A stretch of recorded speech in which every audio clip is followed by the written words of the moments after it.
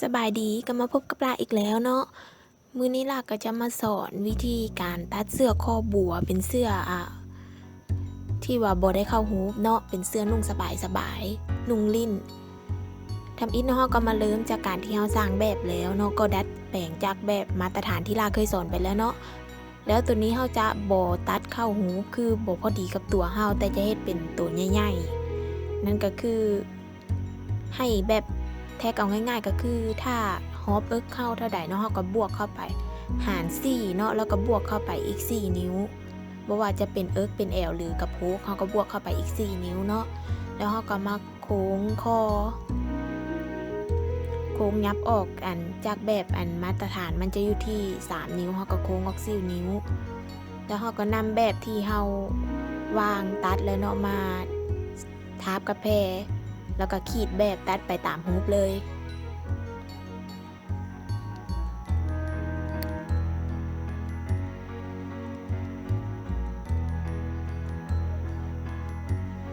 ตัวนี้เป็นการตัดแผ่นหลังเนาะเราจะได้แผ่นหลังมาหลังจากนั้นก็จะมาตัดแผ่นหน้าคือแผ่นหน้าเราจะจ่งแผ่ทั้งหน้าออกอีก1นิ้วเพราะว่าเราจะเฮ็ดเป็นแบบคล้ายคือใส่ดุมเนาะแต่ความจริงก็บ่ได้ใส่เฮ็ดแบบใส่เป็นดุมลอกๆ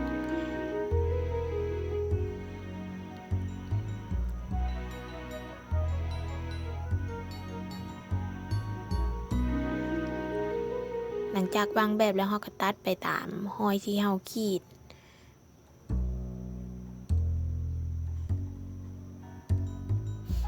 คือมันจะมี2แผ่นเนาะทางด้านซ้ายและด้านขวาเราก็จะมาปักไปตามรอยที่เราขีดปักมุดไปตามรอยที่เราขีดแล้วก็เอาแบบเราเนาะมาทาบอีกเบื้องหนึ่งที่ยังบ่ได้ขีดเพื่อขีดเป็นรอยที่เราจะต้องยิบไปตามแบบ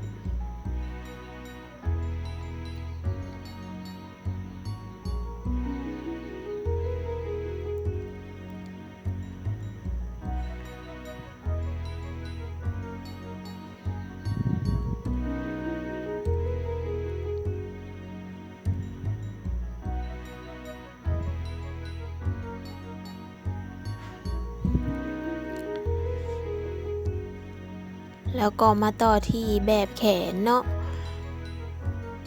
แบบแขนเราก็แทกตามที่เคยสอนไปแล้วเนาะการสร้างแบบแขน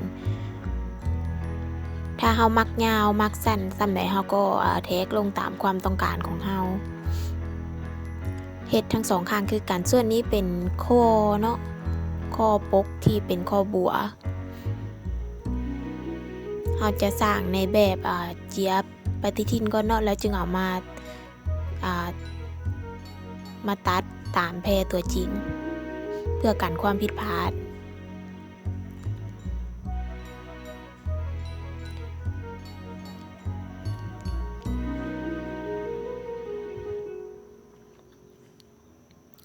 คือปกคอจะมีทั้ง2แผ่นเนาะเฮ็ดคือกันหลังจากเราสร้างแบบได้แผ่นหนึ่งแล้วเราก็จะเอาแบบตัวแพรที่1ไปตัดไปวางตามแพรแล้วก็ตัดไปเลยคือให้ได้2แผ่นเพื่อที่เราจะยิบแล้วก็ปีนออกมา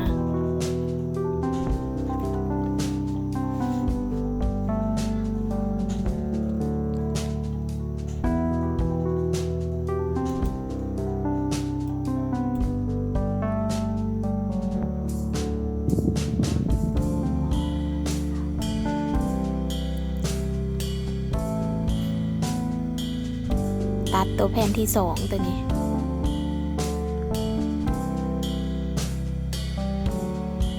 หลังจากตัดแล้วเราก็จะมายิบเลยเนาะขั้นตอนการยิบคือจะยิบพับทางด้านหน้าเขาก่อนเนาะที่เราจะเอามาเฮ็ดบ่อนใส่กระดุมทั้ง2แผ่นเลยเบื้องซ้ายและเบื้องขวาพับเข้าคือกัน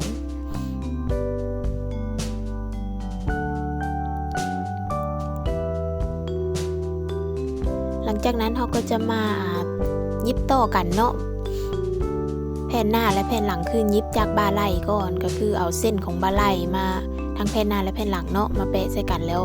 ใส่เข็มมุดปักไปตามห้อยขีดแล้วก็ยิบ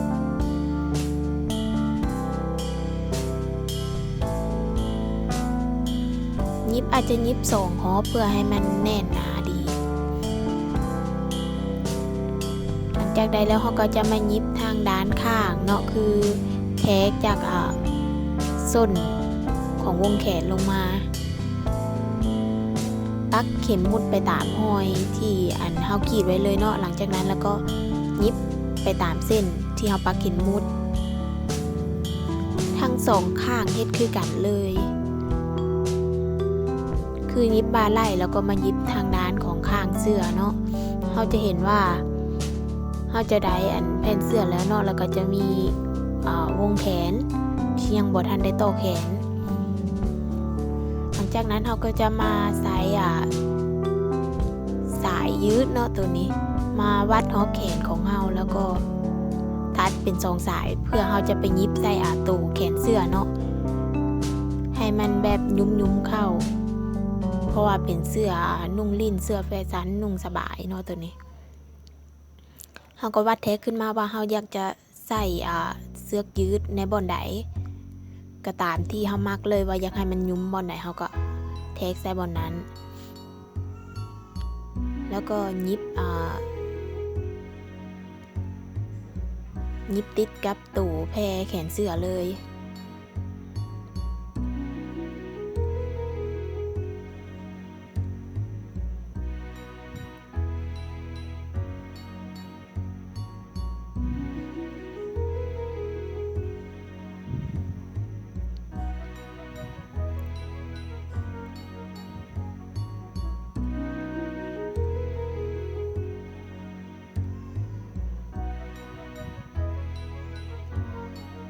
เวลายิบก็ค่อยดึงไปเท่าละน้อยเนาะบ่ซั้นมันจะหลุดคือใน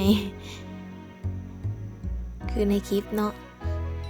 เราก็จะได้แล้วบ่อนยุ้มของแขนเสื้อเราจะยิบเป็น2 ฮอบเนาะเพื่อบ่ให้มันหลุดเพราะฮอบเดี๋ยวอาจจะเฮ็ดให้สายยืดหลุดได้หลังจากนั้นเราก็จะมาพับทรายของแขนเสื้อขึ้นมาเนาะ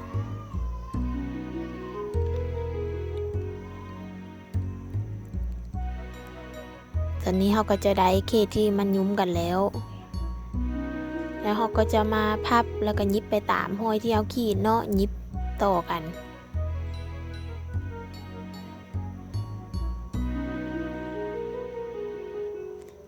ทั้ง2 ข้างเนาะแขนเสื้อให้เฮ็ดแบบเดียวกันเลย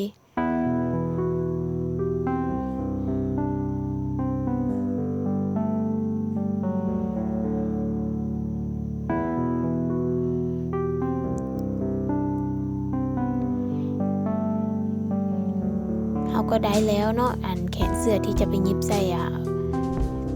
ตูของเสื้อเมื่อได้แขนเสื้อแล้วเขาก็จะมายิบใส่ตัวเสื้อเลยเนาะก็คือเอาแขนเสื้อ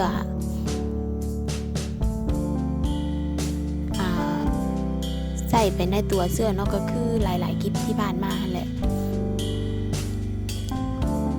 ต่อใส่กันแล้วก็ใส่เข็มมุดปักไปตามขอบที่เราแต้มไว้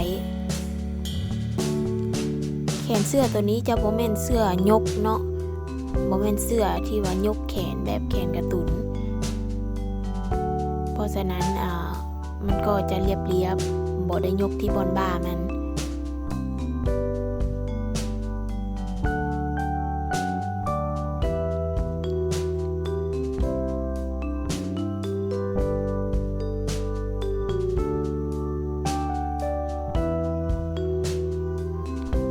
ใช้เข็มมุดปักไปจนอ้อมแขนในวงแขนเลยแล้วเขาก็จะมายิบไปตามขอบที่เขาปักเข็มมุดไว้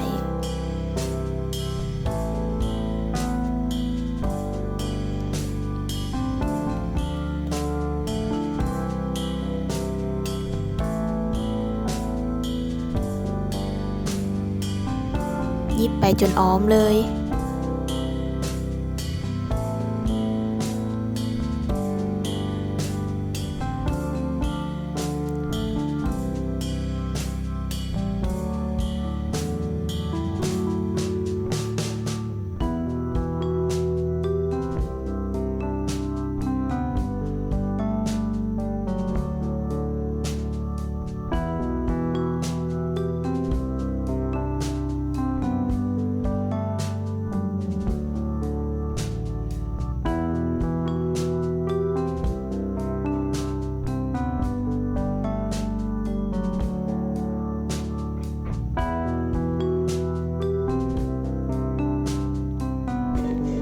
นี่เราก็จะได้แล้วเนาะแขนที่ติดกับตัวเสื้อทั้งสองเบื้องก็ให้เฮ็ดคือกันเลย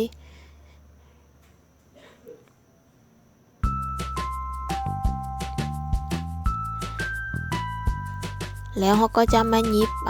ปกของคอเสื้อเนาะที่เป็นคอบัวปกบัวก็จะหยิบทางขอบของด้านนอกเนาะที่แพรที่เราได้แต้มไว้หยิบไปตามเส้นที่เราขีดไว้เลย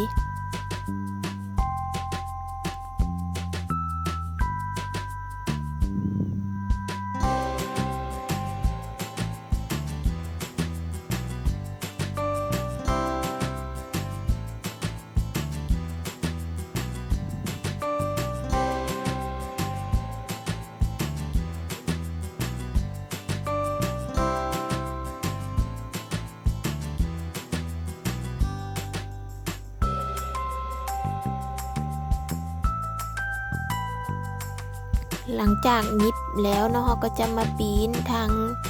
ด้านนอกมันออกเนาะแล้วเราก็จะไปรีดให้มันแจบก่อนจะมาหยิบติดกับตัวเสื้อหลังจากเขาหยิบตัวเสื้อแล้วเนาะเราก็จะมาหยิบซ้ายของตีนเสื้อคือทางด้านตีนเสื้อพับขึ้นมาแล้วก็หยิบไปเลย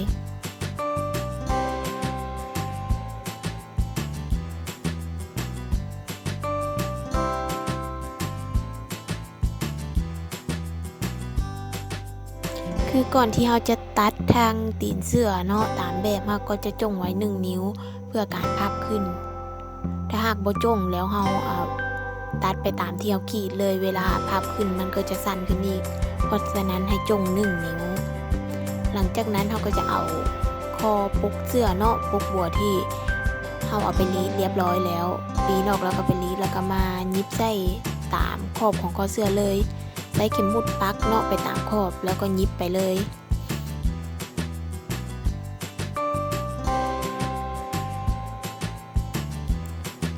คือยิบไปตามเส้นนั้นคอเสื้อที่เราขีดในตัวเสื้อเนาะไปตามปกแล้วเขาก็จะได้แล้วแต่ว่ายังบ่แล้วเนาะเขาก็ต้องเอามาอีกแท็กคอเสื้อว่ายาวเท่าใดเขาจะไปตัดแพรอีกประมาณ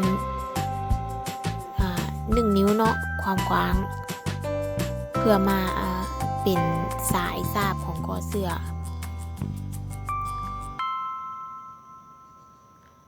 พับส่วนทางด้านหน้าเข้า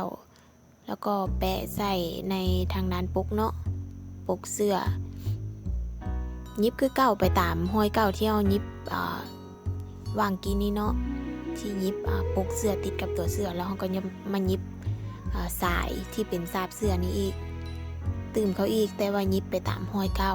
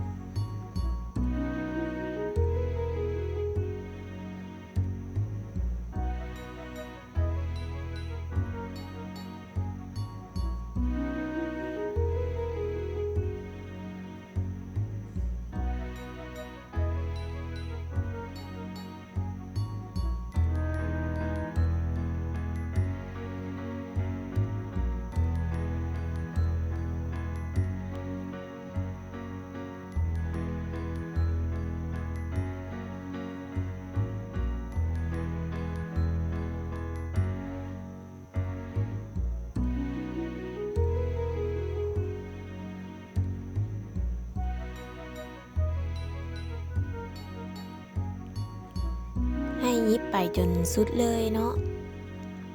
หลังจากเขายิบสุดแล้วเนาะยิบแล้วเขาก็จะมาใส่เล็กม้างได้เนาะที่ว่ามาตัดทางด้านถึงเพื่อเวลาที่เราพับปีนสาบเสื่อลงมามันจะบ่เป็นย่อๆแล้วเราก็จะมาปีนเนาะปีนสาบเสื่อยิบพับลงมาพับเข้าแล้วก็ยิบไปตามขอบคือด้วยแพรสิมันเป็นสีดำเนาะมันอาจจะบ่ค่อยเห็นปานใด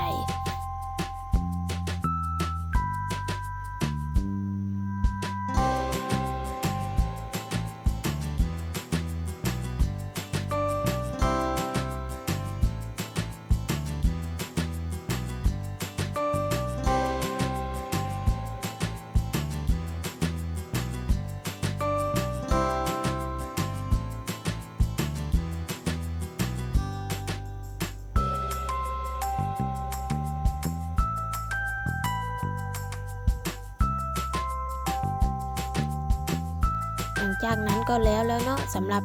คอเสื้อแต่ว่าทางหน้ามันเนาะจะเห็นว่ามันแยกกันเขาจะมายิบติดกันเลยคือเอามาต่อใส่กันแล้วก็ยิบลงเลยคือเขาจะบ่เฮ็ดใส่กระดุมแบบใส่กระดุมแท้เนาะแต่ว่าจะยิบต่อกันแล้วเขาจะมายิบกระดุมใส่เป็นแบบคล้ายคือกระดุมปลอมๆเนาะบ่ได้ติดแท้แต่ว่าการเฮ็ดให้มันคือมันใส่กระดุมเพราะว่าตัวนี้เขาสามารถนุ่งซุปลงได้เลยบ่จำเป็นต้องแกะกระดุมต้องเนาะเพราะว่ามันเป็นเสื้อที่เราเผื่อไว้อยู่แล้วเป็นตัวใหญ่ๆเนาะแบบนุ่งสบายนุ่งลิ้นบ่ได้คือว่าให้มันนุ่งเข้าหูเบียงหลังจากนั้นเรายิบแล้วเนาะเราก็จะมายิบกระดุมติดใส่เลยพอเวลาเรานุ่งมันก็จะคล้ายคือว่าเป็นเสื้อที่ติดกระดุมแต่ความจริงแล้วก็บ่ได้ติดแท้เนาะกระดุมตัวนี้เป็นกระดุมที่เราเอาเป็นกระดุมปั๊มนะที่เราแพร่เสื้อเลยไปปั๊มเฮ็ดกระดุมแล้วมันก็จะคล้ายคือกับกลืนกินไปกับเสื้อเลยนี่ก็ถือว่าแล้วเนาะการยิบเสื้อข้อกกบัว